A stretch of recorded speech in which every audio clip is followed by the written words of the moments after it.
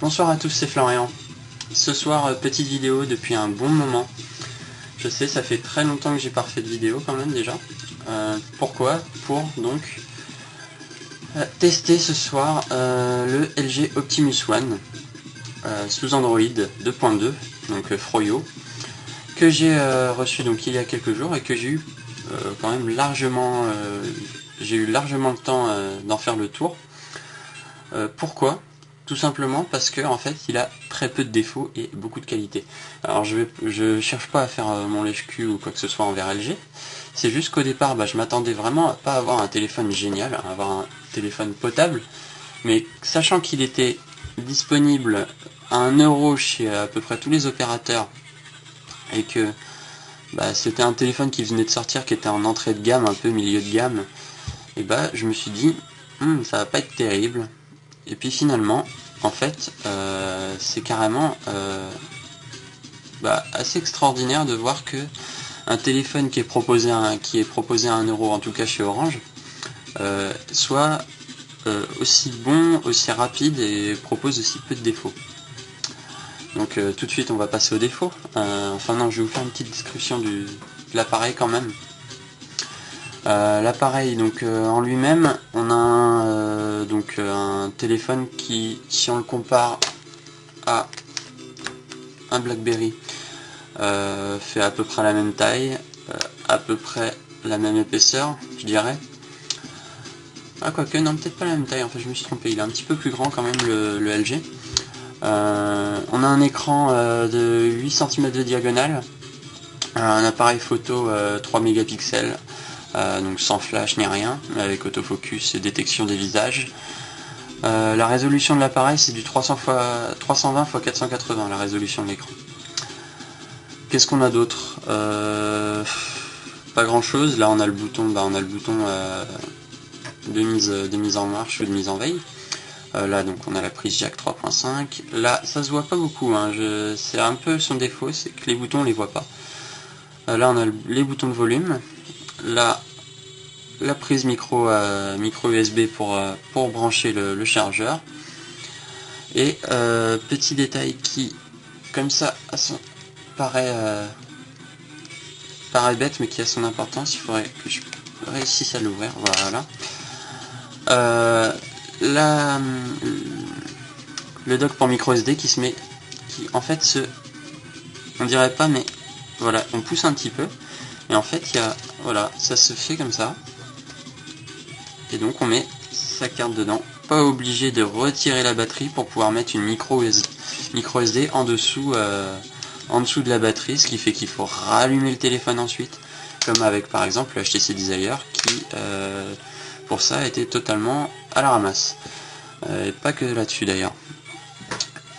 Donc je vais passer donc tout de suite sur ces défauts. Oui, au passage aussi, enfin oui, ça fait partie des défauts, c'est par exemple le kit main libre fourni avec, qui est franchement pas terrible. En fait je l'ai même pas ouvert parce que ça se voit tout de suite. On a des écouteurs en plastique tout simple, même pas intra-auriculaire de base, un truc en plastique qui risque de céder assez rapidement, et ça c'est pas forcément terrible, c'est dommage même.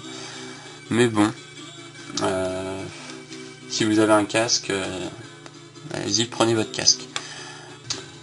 Donc premier défaut dont je vais parler, c'est son design, qui comme ça un peu fait un petit peu de cheapos en fait. C'est-à-dire que c'est très simple, on a l'impression d'avoir un téléphone en plastique, c'est-à-dire que quand on retire la coque là, on a vraiment ce sentiment dedans. Ensuite quand on touche et tout, on a vraiment ce sentiment d'avoir un peu un jouet entre les mains, et on se dit que s'il tombe, clac, ça va vraiment prendre des coups.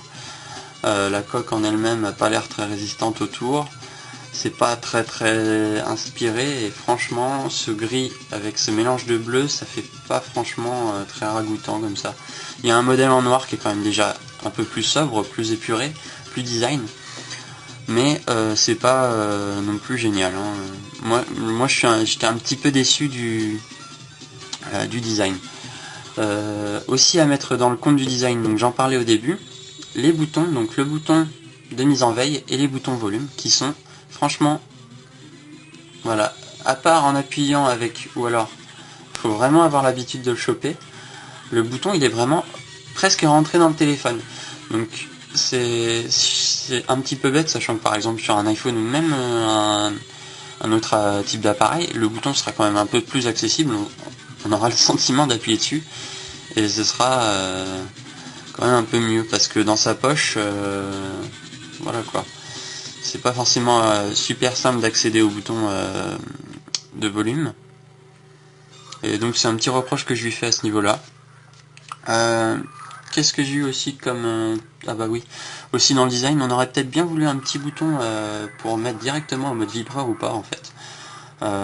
Ça aurait été un petit peu mieux. Mais bon, c'est pas si grave que ça. Oui, d'autres défauts que j'ai eu en fait sur le téléphone, donc on va le déverrouiller. Moi je vous montre mon code, mais bon, de toute façon, je m'en fous un peu. Un bug que j'ai eu en fait, c'est quand le téléphone est complètement éteint et qu'on le rallume complètement, donc qu'on rallume vraiment tout le système, on a au moins une quarantaine de secondes de lag incessant en fait de l'appareil, c'est-à-dire que ça va tourner un peu au ralenti pour que ça ait le temps de se mettre en place, et ensuite par contre ça va aller beaucoup plus vite. Et là c'est carrément assez démentiel comparé par exemple à un HTC Desire que j'avais et qui était absolument mais affreux à ce niveau là, qui plantait sans cesse, qui ramait, c'était une horreur. Et bah là on va avoir un téléphone qui va hyper vite, qui réagit du tonnerre, à part dans les SMS où ça lag un peu, c'est pas forcément génial. De toute façon après on peut rajouter des applications ou autre, mais en soi le téléphone fonctionne super bien. C'est assez impressionnant. Là on passe sur les qualités de l'appareil, c'est vraiment sa puissance. Je sais plus à combien est cadencé le processeur de l'appareil, que je regarde un tout petit peu. Non, bah, je retrouve pas, je crois que c'est à 6, je sais plus à combien c'est. Que je dise pas de bêtises, c'est peut-être à 600 MHz, je suis pas sûr du tout. Tout ce que je peux vous dire, c'est que c'est très rapide et que c'est très agréable d'utiliser un téléphone qui réagit presque aussi vite qu'un iPhone, qui a pas de lag incessant dans les menus quand on veut naviguer dans les applis, ou qu'on veut aller sur des applis sur Facebook, ça met pas 3 plombes à charger. Dans les SMS c'est pareil, partout ça réagit hyper vite. Pour aller dans la galerie photo c'est pareil, il te charge ça de manière hyper rapide. En plus j'aime bien la façon dont c'est présenté, c'est plutôt agréable visuellement. C'est pour ça que j'étais vraiment surpris par la vitesse d'utilisation de l'appareil. Autre chose j'ai trouvé fort agréable, bon, au départ c'est rebutant, mais finalement ça en devient agréable, c'est le clavier, qui pour un écran tactile, moi j'aime pas trop le tactile, et finalement ça fonctionne plutôt bien. On a un clavier, là je vais aller là comme ça, donc là on a le clavier Android de base, mais on a aussi donc le clavier, donc voilà, on a le clavier LG qui est fourni aussi avec, mais là qui est pas forcément génial. Donc on aura tendance à le changer, mais le clavier fonctionne bien. Il n'y a pas sans cesse, comme chez HTC, on n'a pas sans cesse des corrections automatiques qui font que ça fait n'importe quoi, on fait des fautes partout et on est obligé de réécrire tout son message. Là ça fonctionne très bien et c'est très agréable. Qu'est-ce que j'avais vu d'autre encore? Ah oui, l'autonomie. Je vais encore le comparer au HTC Desire, mais c'est plus fort que moi, sachant que le HTC Desire en Edge n'arrive pas à dépasser les 10 heures d'autonomie en une journée, même parfois les 6. Là, en 3G, je dis bien, on dépasse aisément les 11 heures, voire 12 heures de batterie par jour. Et en utilisation, quand même, on l'utilise bien et le téléphone tient vraiment largement la batterie. Sachant qu'à chaque fois les téléphones Android étaient à la ramasse là-dessus, il fallait tout le temps baisser en Edge parce que on avait toujours des problèmes d'autonomie, la batterie se vidait trop vite. Et bah là on a un réseau 3G, enfin on a de la 3G hyper rapide, qui fonctionne très bien et qui en plus bouffe pas trop de batterie. On n'a pas de surchauffe de l'appareil, on n'a rien de tout ça et c'est franchement super agréable, quoi. Vous pouvez pas vous rendre compte à quel point c'est agréable de pouvoir utiliser un téléphone en 3G toute la journée sans que la batterie se retrouve à 10% en moins de 2 heures, quoi. Qu'est-ce qu'on a d'autre? L'appareil par contre met peut-être un petit peu de temps à se déclencher. Pour prendre une photo, c'est peut-être un poil rapide, il faut qu'ils mettent la mise au point et qu'ils prennent la photo. Mais en soi, c'est pas... de toute façon, selon moi, un téléphone n'est pas fait pour être soit un appareil photo, soit une caméra, hein. Ça le fait, mais c'est pas là l'important, selon moi. Sinon, petit bug que j'ai eu, je sais pas pourquoi, mais ça c'est assez mineur, c'est avec l'application Last.fm pour scroller les musiques que j'écoute. Et bah ça n'a pas voulu, dès que j'installais l'application, mes musiques étaient illisibles, ils ne reconnaissaient plus le format, il fallait que je désinstalle l'application. Pourquoi un bug général, un conflit comme ça, je ne sais pas. Mais il n'a pas eu envie. Pour ce qui est en elle-même de l'interface ou autre, elle est largement intuitive. Donc là on a le menu Android pour accéder à toutes nos applications. On a une section des applications téléchargées et les applications installées de base. Là donc on a nos contacts. Ici donc on a le téléphone. Là on a les SMS. Et là on a le navigateur internet qui est intégré de base. Le navigateur intégré de base n'est pas forcément hyper rapide, mais fait son travail, donc c'est très bien comme ça. Ensuite, c'est comme d'habitude, hein, on insère des widgets en maintenant le doigt sur l'écran.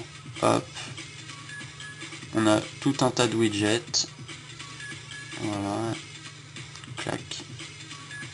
Enfin voilà, ça fonctionne très bien. Franchement, je suis vraiment pas déçu de ce téléphone. Si je devais prendre un téléphone tout simple qui me permette de téléphoner, d'envoyer des SMS, faire photo un tout petit peu comme ça, et d'aller sur internet, alors il n'y a aucun problème, quoi. Pour 1 euro en plus, franchement, LG fait très fort de sorte à ce qu'ils en vendent beaucoup. Ils ont vraiment fait un très bon choix là-dessus. Au niveau du prix, c'est très bien pour un téléphone très bon. Je crois que j'ai rien de plus à dire, rien de moins. Si vous avez besoin d'un téléphone tactile qui fonctionne très bien pour aller sur internet, etc., et pas cher à 1 euro, moi je vous dis foncez. C'est très agréable et vous serez pas déçus. En plus Android fonctionne super bien, c'est un bon système, donc allez-y, courez. Moi je vous dis à plus et puis à bientôt pour une prochaine vidéo. Ciao ciao.